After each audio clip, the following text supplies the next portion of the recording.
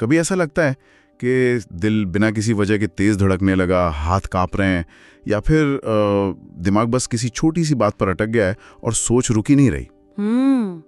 तो ये सिर्फ मतलब कोई वहम नहीं है, इसे ही एंजाइटी या चिंता कहते हैं, और आजकल ये काफी आम हो गया है ना। बिल्कुल। और आज हम कोशिश करेंगे कि इसी गुत्थी को थोड़ा सुलझाएं, समझे कि हमारा दिमाग आखिर ये डर और चिंता पैदा कैसे करता है। हाँ। और मजे की बात ये है कि हम दिमाग की इसी प्रोसेस को समझकर शायद उसे बदलकर चिंता पर काबू भी पा सकते हैं। बिल्कुल। और आज की जो हमारी पूरी बातचीत है वो चिंता पर विजय, दिमाग को रिवायर करने की तकनीक, इसी किताब के आइडियाज और टेक्निक्स पर बेस्ड है। अच्छा। हम खास तौर पर दिमाग के दो हिस्सों को देखेंगे, एक एमिगडाला और दूसरा कॉर्टेक्स। उनका रोल क्या है और वो कैसे अलग अलग तरह की चिंता पैदा करते हैं। हाँ, और फिर हम कुछ ऐसी प्रैक्टिकल टेक्निक्स की बात करेंगे जो न्यूरोसाइंस पर आधारित है, मतलब दिमाग को शांत करने, फोकस बढ़ाने में मदद करने वाली तकनीकें। राइट। और इसमें न्यूरोप्लास्टिसिटी का भी जिक्र आएगा। न्यूरोप्लास्टिसिटी यानी दिमाग की खुद को बदलने की क्षमता। कमाल की चीज है ये। बिल्कुल। तो मिशन साफ है, चिंता की जड़ तक पहुंचना और ऐसे तरीके ढूंढना जिनसे दिमागी शांति की तरफ बढ़ा जा सके। तो शुरू कहां से करें? ये चिंता आखिर आती कहां से है दिमाग में? चलिए इसको ऐसे समझते हैं। मान लीजिए हमारे दिमाग में चिंता पैदा करने वाले दो अलग अलग इंजन हैं। दो इंजन? ये दिलचस्प है। कौन कौन से? पहला है एमिगडाला। ये दिमाग का वो हिस्सा है जो बहुत तेज, मतलब फौरन रिएक्ट करता है। फौरन? जैसे सोचिए, आप सड़क पार कर रहे हैं और एकदम से कोई तेज हॉर्न बजा दे, आप कैसे उछल पड़ते हैं? हाँ, बिल्कुल। वो एमिगडाला का काम है। ये हमारा पुराना वाला सेफ्टी सिस्टम है।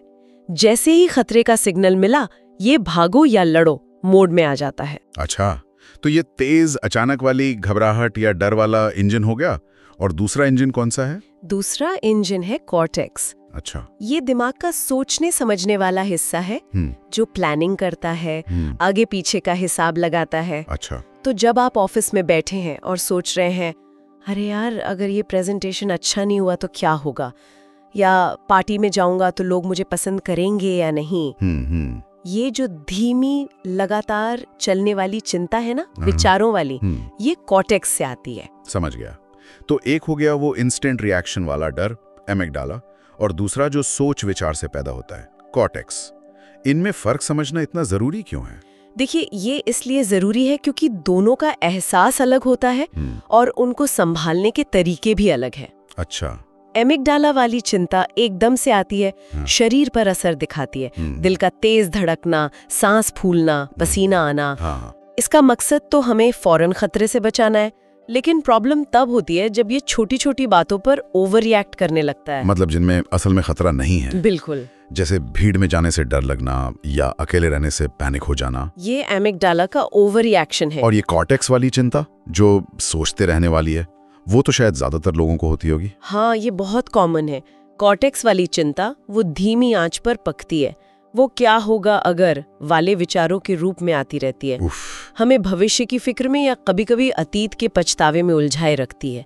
ये थका देती है, नींद उड़ा देती है, फोकस भी नहीं करने देती। बिल्कुल। यहाँ लड़ाई किसी बाहरी खतरे से नहीं, बल्कि अपने ही विचारों के जाल से होती है। ठीक है, तो ये साफ हो गया। अब अगर किसी को एमिगडाला वाली चिंता ज्यादा होती है, मतलब अचानक पैनिक या तेज घबराहट, तो उसे कैसे संभाला जाए?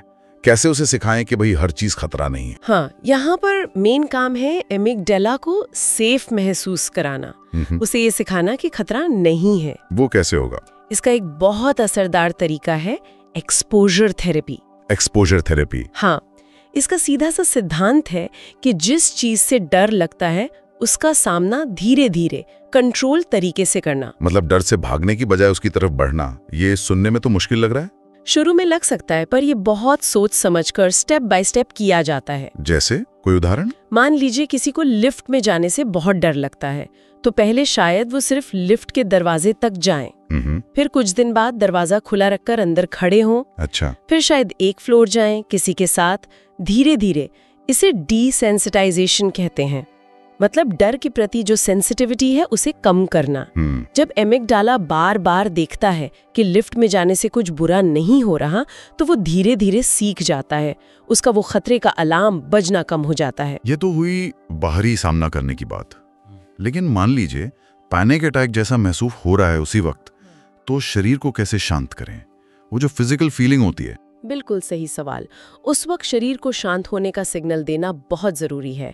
इसमें 2 चीजें फौरन मदद करती हैं। एक तो गहरी सांस लेना, डीप ब्रीदिंग। हाँ, डीप ब्रीदिंग। और दूसरा है प्रोग्रेसिव मसल रिलैक्सेशन, यानी PMR। PMR वो क्या होता है? इसमें हम शरीर की अलग अलग मसल्स को पहले जानबूझकर टाइट करते हैं कुछ सेकंड के लिए, और फिर एकदम ढीला छोड़ देते हैं, जैसे मुट्ठी जोर से भींचना और फिर खोल देना। अच्छा। ऐसा पैरों से लेकर सिर तक हर मसल ग्रुप के साथ करते हैं। इससे शरीर में जो तनाव जमा होता है ना, वो रिलीज होता है। और गहरी सांस? गहरी धीमी सांसें हमारे नर्वस सिस्टम को सीधा मैसेज भेजती हैं, सब ठीक है, खतरा टल गया है। ये दोनों तकनीकें एमिगडाला को शांत करने में डायरेक्ट हेल्प करती हैं। ठीक है, तो एमिगडाला के लिए हो गया डर का सामना और शरीर को शांत करने के तरीके। अब आते हैं कॉर्टेक्स पर, वो जो लगातार चलती रहती है चिंता, दिमाग को थकाने वाली, उसका क्या करें? हाँ, तो कॉर्टेक्स की चिंता क्योंकि हमारे सोचने के पैटर्न से जुड़ी है, तो इसे बदलने के लिए हमें अपनी सोच पर ही काम करना होगा। यहाँ 2 मेन टेक्निक्स बहुत काम आती हैं। एक है कॉग्निटिव रिस्ट्रक्चरिंग। कॉग्निटिव रिस्ट्रक्चरिंग, ये सुनने में थोड़ा भारी सा शब्द है, आसान भाषा में क्या मतलब हुआ इसका? इसका सीधा सा मतलब है अपनी नेगेटिव सोच को पकड़ना और उसे चैलेंज करना। चैलेंज करना कैसे? जैसे ही दिमाग में कोई चिंता वाला विचार आए, मान लीजिए मैं ये काम नहीं कर पाऊंगा, पक्का फेल हो जाऊंगा। हाँ, आता है ऐसा विचार। तो उसी वक्त रुकिए और खुद से 2-3 सवाल पूछिए। पहला, इस बात का क्या सबूत है कि मैं फेल ही हो जाऊंगा? क्या पहले कभी कोशिश की है और फेल हुआ हूं? सबूत मांगना। दूसरा, क्या इस सिचुएशन को देखने का कोई और तरीका है, कोई ज्यादा पॉजिटिव या कम से कम न्यूट्रल तरीका? शायद ये कि हाँ, ये मुश्किल है, मैं थोड़ा नर्वस हूँ, पर मैं कोशिश तो कर ही सकता हूँ। अच्छा। जब हम बार बार अपनी नेगेटिव सोच पर ऐसे सवाल उठाते हैं और उसकी जगह ज्यादा बैलेंस्ड विचार रखते हैं, तो हम असल में अपने कॉर्टेक्स को एक नया हेल्दी रास्ता सिखा रहे होते हैं। ये तो अपने ही विचारों का वकील और जज दोनों बनने जैसा हो गया। मजेदार है। और दूसरी टेक्निक आपने बताई माइंडफुलनेस, वो कैसे मदद करती है? माइंडफुलनेस यानी सचेतनता या सजगता।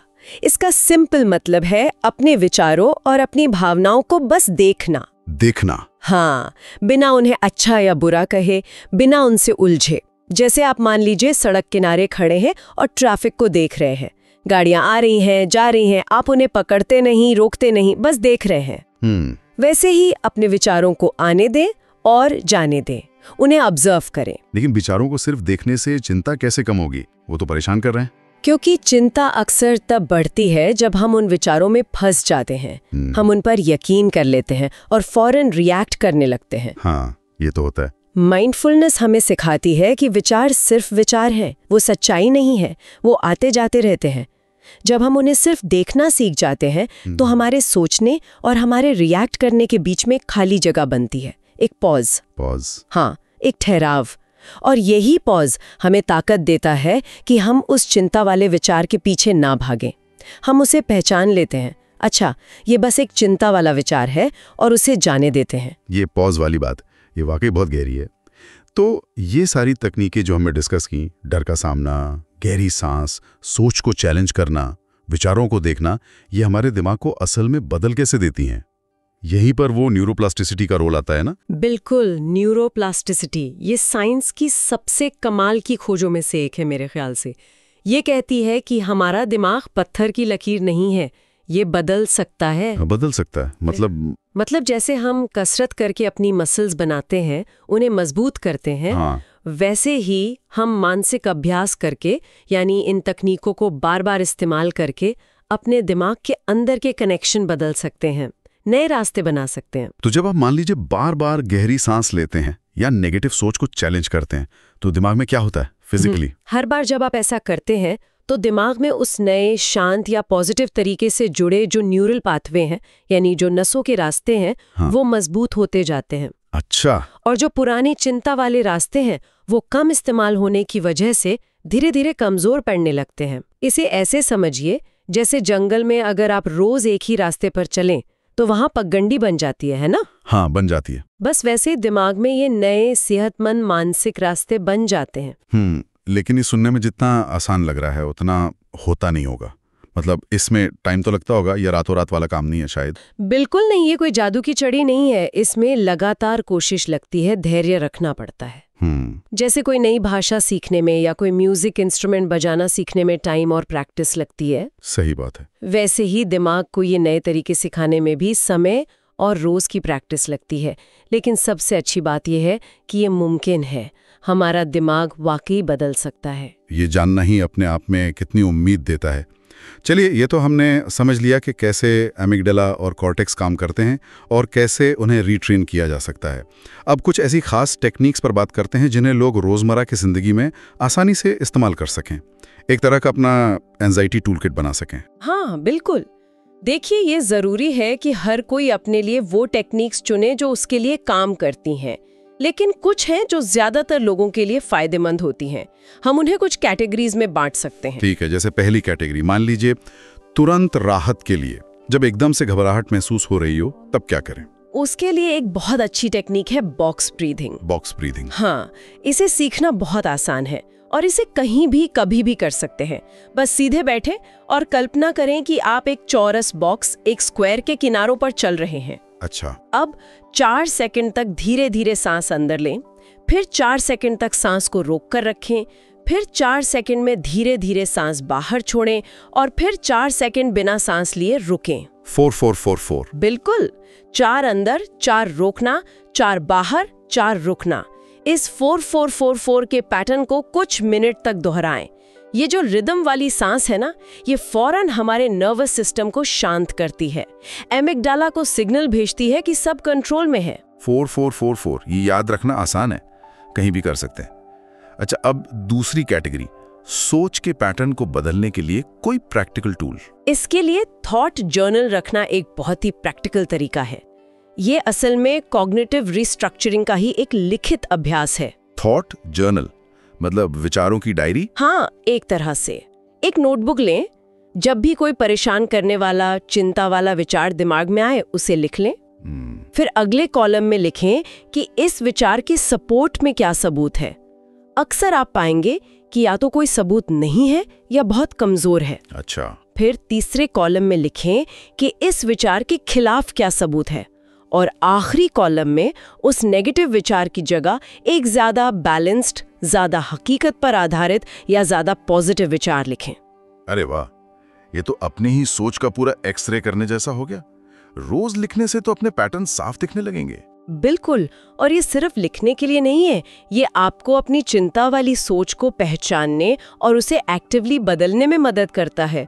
ये कॉर्टेक्स को रीप्रोग्राम करने का एक बहुत ठोस तरीका है। समझ गया। अब तीसरी कैटेगरी, चिंता को मैनेज करने की स्ट्रेटेजी। कुछ ऐसा जो लॉन्ग टर्म में काम आए? यहाँ एक थोड़ी अलग सी पर बहुत असरदार टेक्निक है, चिंता के लिए समय तय करना। क्या मतलब? चिंता करने के लिए टाइम टेबल बनाना? हाँ, सुनने में अजीब लग सकता है पर ये काम करता है। दिन में कोई भी 10-15 मिनट का एक फिक्स टाइम चुन ले, जैसे मान लीजिए शाम के 5 बजे। ठीक है। उस 10-15 मिनट में आप जी भरकर अपनी चिंताओं के बारे में सोच सकते हैं, उन्हें लिख सकते हैं, जो करना है करें। लेकिन बाकी पूरे दिन जब भी कोई चिंता का ख्याल आपके दिमाग में आए तो आपको खुद से कहना है, ओके, ये जरूरी लग रहा है, लेकिन इसके बारे में मैं अपने चिंता वाले टाइम में यानी शाम 5 बजे सोचूंगी, अभी नहीं। क्या होता है?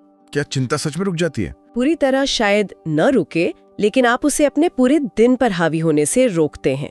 आप उसे एक सीमा में बांध देते हैं। अच्छा। और अक्सर ये होता है कि जब वो तय समय आता है तो या तो वो चिंता उतनी बड़ी नहीं लगती, या आप उसके बारे में ज्यादा शांत दिमाग से, ज्यादा कंस्ट्रक्टिव तरीके से सोच पाते हैं। ये कॉर्टेक्स को एक तरह से ट्रेनिंग देना है कि बॉस, चिंता का भी एक टाइम है, वो जब चाहे आकर परेशान नहीं कर सकती। ये तो कंट्रोल वापस अपने हाथ में लेने जैसा हुआ। बढ़िया है। और कोई खास बात जो इस टूल किट का हिस्सा होनी ही चाहिए? हाँ, 2 चीजें जो किसी टेक्निक से कम नहीं बल्कि शायद ज्यादा जरूरी हैं। क्या है वो? पहली है एक नियमित दिनचर्या और खासकर पर्याप्त नींद। रूटीन और स्लीप। हाँ, हमारा शरीर और दिमाग दोनों एक लय में, एक रिदम में काम करना पसंद करते हैं। रोजाना सोने जागने का लगभग एक ही समय रखना, टाइम पर खाना और कम से कम 7-8 घंटे की अच्छी नींद, ये चिंता को कम करने के लिए बिल्कुल बुनियाद का काम करते हैं। जब शरीर थका हुआ होता है या रूटीन बिगड़ा होता है तो हमारा अमिगडाला और कॉर्टेक्स दोनों ज्यादा सेंसिटिव हो जाते हैं, ज्यादा रिएक्ट करते हैं। सही बात है, नींद पूरी ना हो तो वैसे ही चिड़चिड़ाहट रहती है। और दूसरी चीज है सेल्फ कंपैशन। सेल्फ कंपैशन यानी खुद के प्रति दया, करुणा। बिल्कुल, जब हम चिंता या डर महसूस करते हैं तो हम अक्सर खुद को कोसने लगते हैं। मैं इतना क्यों डरता हूँ, मुझ में ही कोई कमी है क्या, मैं नॉर्मल क्यों नहीं हूँ। हाँ, ये होता है। सेल्फ कंपैशन का मतलब है कि उस मुश्किल घड़ी में खुद के साथ वैसे ही पेश आना जैसे आप अपने किसी अच्छे दोस्त के साथ आते। अच्छा? खुद से कहना, हाँ ये मुश्किल है, डर लगना या चिंता होना स्वाभाविक है, इट्स ओके, पर मैं तुम्हारे साथ हूँ, हम इससे निकल जाएंगे। ये जो अपने प्रति नरमी और दया का भाव है ना, हाँ, ये हमारे दिमाग के स्ट्रेस रिस्पॉन्स सिस्टम को शांत करता है। ये हमें डांटने या कोसने से कहीं ज्यादा मजबूत बनाता है। ये बहुत जरूरी बात कही आपने, खुद का दोस्त बनना, खासकर मुश्किल वक्त में। तो हमने काफी कुछ कवर किया आज। हमने देखा कि एमिगडाला और कॉर्टेक्स कैसे अलग अलग तरह की चिंता पैदा करते हैं। हमने exposure therapy, deep breathing, PMR जैसी टेक्निक समझी एमिगडाला के लिए, और कॉग्निटिव रिस्ट्रक्चरिंग और माइंडफुलनेस जैसी कॉर्टेक्स के लिए। हाँ। और ये भी जाना कि न्यूरोप्लास्टिसिटी की वजह से हमारा दिमाग बदल सकता है, जो कि बहुत होप देने वाली बात है। बिल्कुल। फिर हमने कुछ प्रैक्टिकल टूल्स भी डिस्कस किए, box breathing, thought journal, worry time scheduling और रूटीन, नींद और सेल्फ कंपैशन की अहमियत। हाँ, ये एक अच्छा टूल किट बन सकता है। बिल्कुल, ये सब बहुत ही जानकारी भरा रहा। और सबसे महत्वपूर्ण बात जो मुझे लगता है याद रखनी चाहिए वो ये है कि ये एक सफर है, एक प्रोसेस है। कोई ऐसी जादू की छड़ी नहीं है जो चिंता को हमेशा के लिए मिटा दे। उतार चढ़ाव आएंगे, कभी पुराने पैटर्न वापस आने की कोशिश कर सकते हैं। सही है। लेकिन जरूरी है धैर्य रखना, लगातार कोशिश करते रहना, और सबसे जरूरी खुद के प्रति नरमी बरतना। लक्ष्य ये नहीं है कि डर पूरी तरह खत्म हो जाए, शायद वो हो भी नहीं सकता। तो लक्ष्य क्या है? लक्ष्य है डर के बावजूद जीना सीखना, उसे मैनेज करना सीखना, ताकि वो हमारी जिंदगी पर, हमारे फैसलों पर हावी न हो। हम उसके साथ चलना सीख जाएं, उसके काबू में आए बिना। डर के साथ चलना सीखना, उसके काबू में आए बिना, ये बहुत पावरफुल विचार है। और जाते जाते शायद एक और बात सोचने के लिए छोड़ जाते हैं हम। जरूर। हम अक्सर भविष्य की अनिश्चितता को लेकर चिंता करते हैं। हाँ। उन चीजों के बारे में सोचते हैं जो हमारे कंट्रोल में नहीं है। हाँ, ये कॉर्टेक्स का काम है। बिल्कुल। लेकिन क्या हमने कभी उन खूबसूरत पलों पर ध्यान दिया है जो बिना किसी प्लानिंग के बिल्कुल अप्रत्याशित रूप से हमारी जिंदगी में खुशी ले आए? जैसे कोई अचानक हुई अच्छी मुलाकात, कोई अनपेक्षित तारीफ, कोई ऐसी मदद जिसकी उम्मीद ना हो, या बस यूं ही किसी दिन मौसम का बहुत अच्छा हो जाना। हाँ, होते हैं ऐसे पल। ये ऐसे पल हैं जिनकी हम प्लानिंग नहीं कर सकते थे, जिनके बारे में चिंता करके हम उन्हें पा नहीं सकते थे। तो शायद ऐसे अनुभवों को याद करना हमें अनिश्चितता को सिर्फ डर के चश्मे से नहीं, बल्कि कभी-कभी संभावनाओं के नजरिए से भी देखना सिखा सकता है। ये बहुत खूबसूरत ख्याल है। अनिश्चितता में सिर्फ खतरा नहीं, संभावना भी छिपी हो सकती है। बिल्कुल। और हाँ, ये पूरी चर्चा चिंता पर विजय, दिमाग को रीवायर करने की तकनीक में दिए गए विचारों और तकनीकों पर आधारित थी। इन तकनीकों को आजमा कर देखें, प्रयोग करें और देखें कि आपके लिए क्या काम करता है। सही। याद रखें, छोटे छोटे कदम भी वक्त के साथ बड़े बदलाव ला सकते हैं, बस शुरुआत करने की देर है। और ये बुक समरी आपको अच्छी लगी हो तो हमारे इस इंस्पायर्ड बुकी चैनल को सब्सक्राइब जरूर करें। बाकी आप अगली बुक समरी कौन सी सुनना पसंद करेंगे, आप हमें कमेंट में बता सकते हैं।